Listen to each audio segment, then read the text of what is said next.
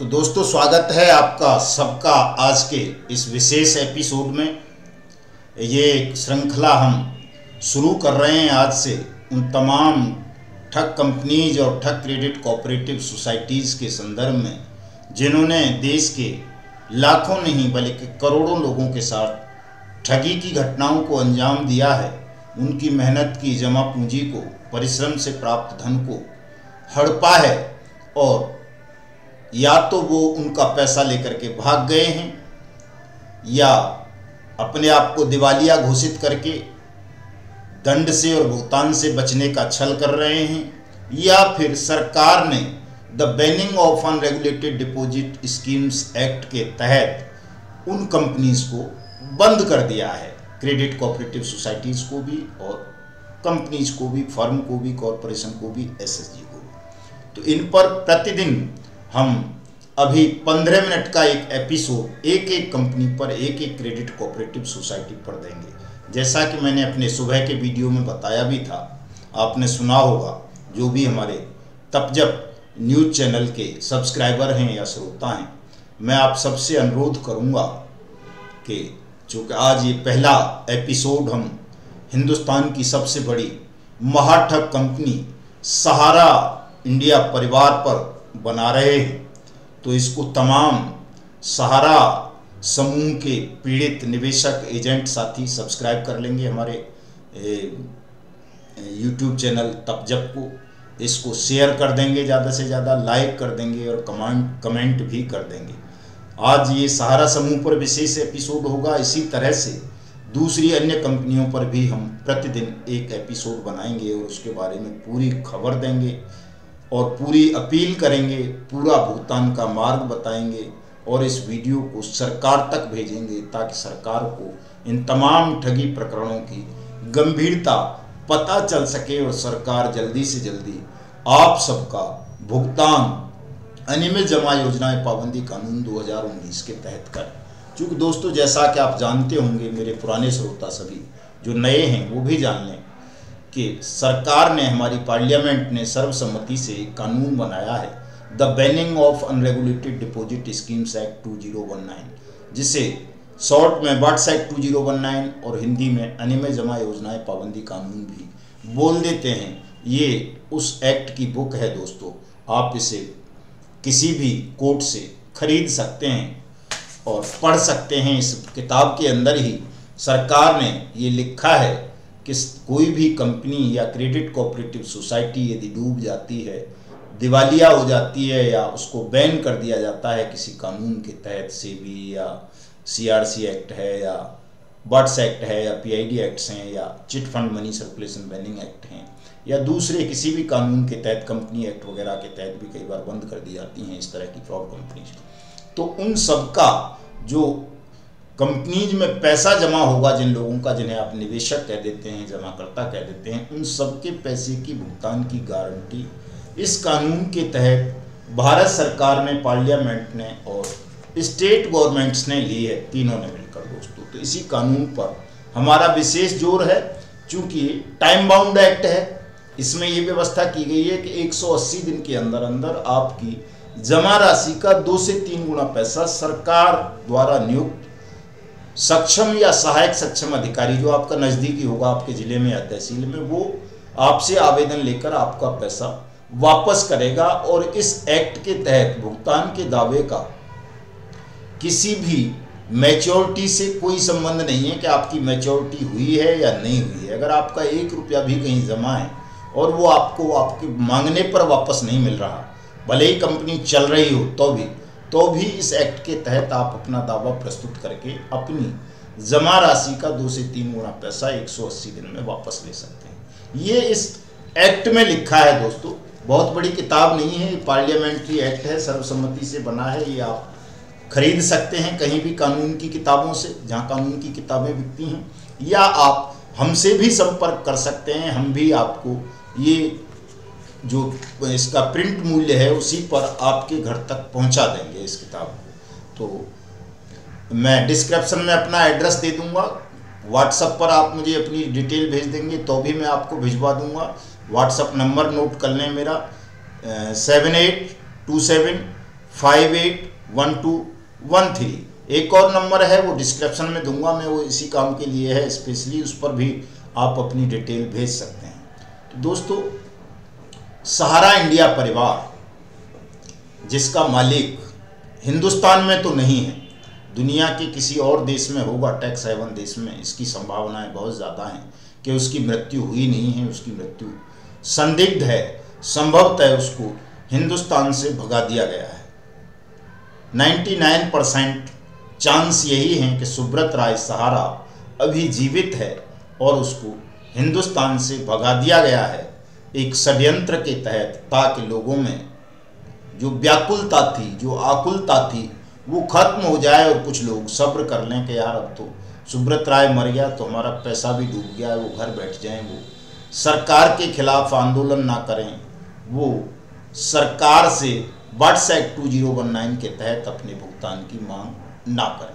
तो आपको मानसिक रूप से आपका हरासमेंट करने के लिए सरकार ने, हो सकता है, सुब्रत राय को देश से भगा दिया हो, जिस तरह से मेहुल चौकसी और क्या नाम है उसका, वो शराब बेचने वाला जो था, उसको भगा दिया था, और भी बहुत सारे भगाए हैं सरकार ने इन 8-10 सालों में। पहले भी भगाती रही हैं सरकारें इस तरह के ठगों को, चाहे विजय माल्या हो या चौकसी हो या वो कौन सा नीरव मोदी हो, और भी बाइक बुक टैक्सी स्कैम वाली जो वो थी, एक लेडीज़ थी, उसकी संजय भाटी की पत्नी, उसको भगा दिया था। एक वो विजेंद्र सिंह हुड्डा था, उसको भगा दिया था, और बहुत सारे भागे हुए हैं जिनके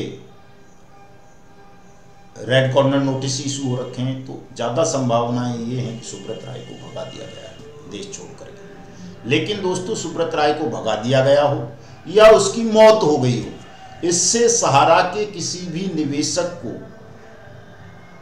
तनाव लेने की आवश्यकता नहीं है। आपके पैसे की गारंटी खुद पार्लियामेंट ने ली है, भारत सरकार ने ली है, राज्य सरकारों ने ली है। आप जहां के भी निवासी हैं वहीं अपना दावा प्रस्तुत करके भुगतान का आप सरकार से अपना पैसा वापस ले सकते हैं। लेकिन दोस्तों, ये इतना साधा सरल भी नहीं है जैसा मैं बता रहा हूं, चूंकि सहारा इंडिया को बचाने के लिए, आपको दिशा भ्रमित करने के लिए बहुत सारे उसके दलाल मैदान में हैं, और वो तरह तरह से सहारा के निवेशकों को भ्रमित करने का प्रयास करते हैं। कभी वो सहारा CRC पोर्टल की बात करते हैं, कभी वो सहारा सेवी रिफंड पोर्टल की बात करते हैं, कभी वो किसी का घेराव करने की बात करते हैं, ऐसी जगहों का जहां से आपका भुगतान नहीं होना है। दोस्तों, सबको पता है बहुत सारी चीज़ें, तो किस तरह से सहारा ने ड्रामा रचा देश को लूटने का और 14 करोड़ से ज़्यादा लोगों को ठगा। ये तमाम चीज़ें आप जानते हो कि उसने आपकी भावनाओं का दोहन किया। सबसे पहले तो उसने राष्ट्रवाद के नाम पर आपको फंसाया, अपने आप को देशभक्त दिखाकर, जबकि सही बात यह है वो देशभक्त नहीं था। अगर देशभक्त होता तो ठगी जैसा घृणित कार्य नहीं करता और जनसाधारण से कर भी ले, लेकिन उन सैनिकों के साथ तो कभी नहीं करता, उन सैनिकों की विधवाओं के साथ कभी नहीं करता जिनके पति फौज में रहते हुए देश की सीमाओं की सुरक्षा करते करते लड़कर मरे, कारगिल युद्ध में शहीद हुए। बहुत सारे फौजियों की विधवा पत्नियों का जो मुआवजा उनको मिला था 1-1 करोड़ रुपए, वो भी सुब्रत राय ने अपने यहाँ निवेश करा लिया, और वो आज दर दर की ठोकरें खा रही हैं, किसी का भी पैसा वापस नहीं मिला। तो आप समझ सकते हैं कि जो आदमी देश के सैनिकों की, शहीदों की विधवाओं का पैसा खा जाए, वापस ना करे, वो किसी भी मूल्य पर देशभक्त तो नहीं हो सकता। केवल उसने देशभक्ति की आड़ में एक नाटक रचा, स्वयं को देशभक्त प्रस्तुत करने का, राष्ट्रवादी प्रस्तुत करने का, और आप सबकी भावनाओं के साथ तो खिलवाड़ किया। दूसरा, उसने वो जानता था कि देश क्रिकेट प्रेमी है हिंदुस्तान, उसने तमाम क्रिकेटर्स का इस्तेमाल किया, कपिल देव जैसे लोगों को अपनी कंपनी का काउंसलिंग डायरेक्टर बनाया।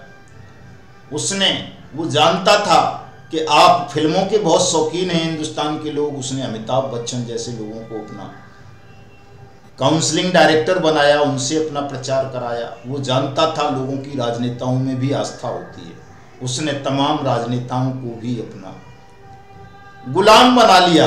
कौन राजनेता देश का ऐसा होगा जिसने सहारा की वाहवाही नहीं की हो या उसकी स्कीम्स का प्रमोशन ना किया हो। दोस्तों, ये पूरा षड्यंत्र आप सबको ठगने के लिए था और एक बड़ा षड्यंत्र अभी हाल ही में केंद्र सरकार ने किया सहारा सीआरसी रिफंड पोर्टल की लॉन्चिंग करके। दोस्तों, ये सीआरसी जो है ये कोई रेगुलेटर नहीं है, ये कोई भुगतान एजेंसी नहीं है। जिस तरह से सेबी 2012 से लेकर आज तक सहारा समूह के 3 करोड़ से ज़्यादा निवेशकों का पैसा वापस नहीं कर सकी, 25,000 करोड़ रुपए जमा करने के बाद भी, उसी तरह से ये जो सहारा सीआरसी पोर्टल का खेल रचा गया है आपको भ्रमित करने के लिए 5,000 करोड़ रुपए सेबी से लेकर के कि आपका पैसा सीआरसी वापस करेगा, ये भी एक नाटक है आपको भ्रमित करने का, आपको फंसाने का एक लंबे प्रोसेस में। चूँकि सीआरसी कोई भुगतान एजेंसी नहीं होती है, देश का कोई भी कानून ये नहीं कहता कि सीआरसी किसी निवेशक का भुगतान करेगी।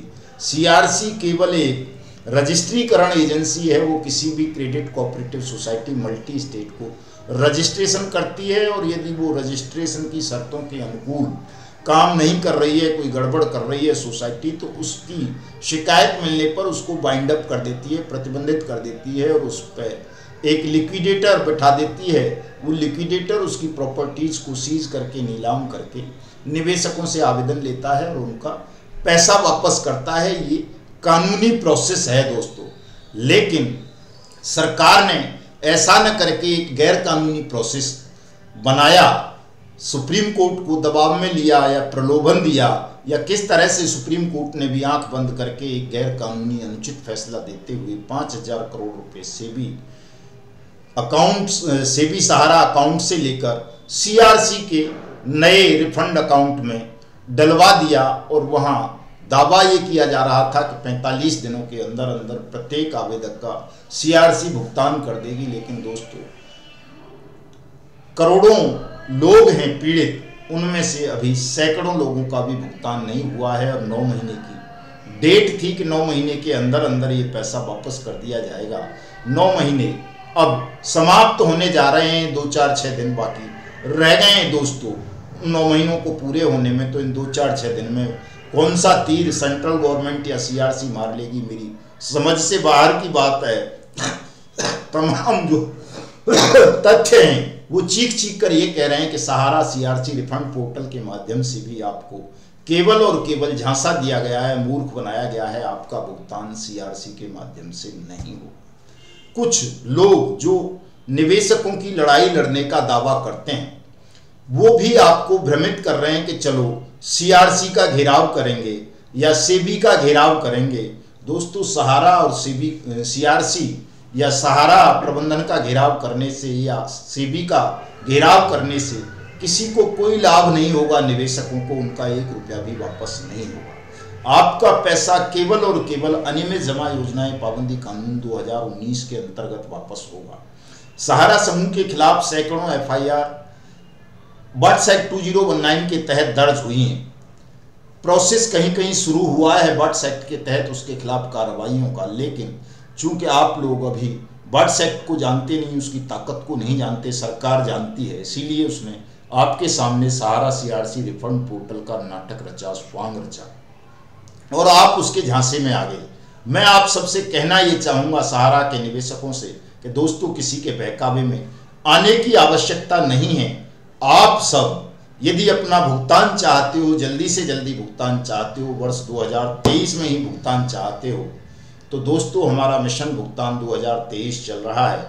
उसके अंतर्गत हम सब निवेशकों से बट्स एक्ट 2019 के अंतर्गत भुगतान के दावे दाखिल करा रहे हैं उनके नज़दीकी जिलों में या तहसीलों में, चूँकि सभी जगह भुगतान पटलों की स्थापना हो चुकी है।